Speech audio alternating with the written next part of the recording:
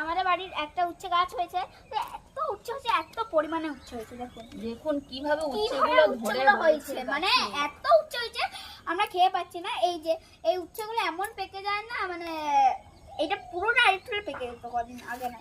দেখুন কেমন উচ্ছে হয়েছে দেখো, ঝুড়িটা একবার দেখো। আর গাছের টাটকা এবার গাইস দেখতেই পাচ্ছেন থোকা ধরে আছে ওইদিকে, আর এখানে উচ্ছে পরিমাণে উচ্ছে ধরে আছে। দেখুন এই যে ধরে আছে, আপনাদের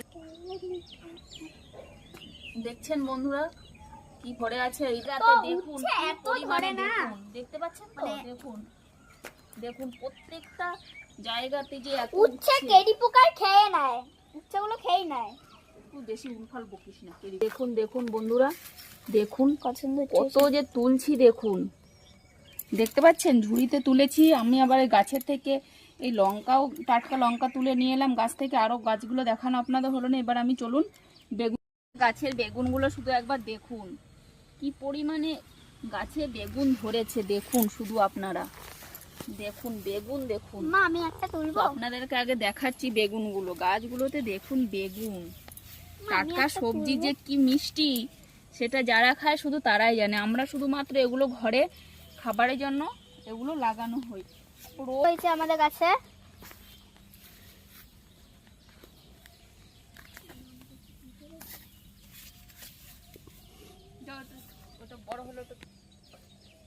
বেগুনগুলো শুধু আপনারা দেখুন। আমাদের বাড়িতে মোটামুটি খাওয়ার জন্য টুকিটাকি ডালও লাগানো হয়। এই যে অড়হর ডাল, মানে কত আমরা রোদে শুকিয়ে তুলে তুলে রাখি, কিভাবে থোকা থোকা প্রত্যেকটা গাছে আপনি অড়হর ধরেছে চারোদিকে। কলার কান্দিটা আপনারা শুধু একবার দেখুন, কলার কান্দিগুলো, কলার এটা হচ্ছে পাকা কলা, একটা অলরেডি পেকেও গেছে। তুমি পাকাটা ভালো করে তুলে, ওটা ভালো করে কাছের থেকে তুলো।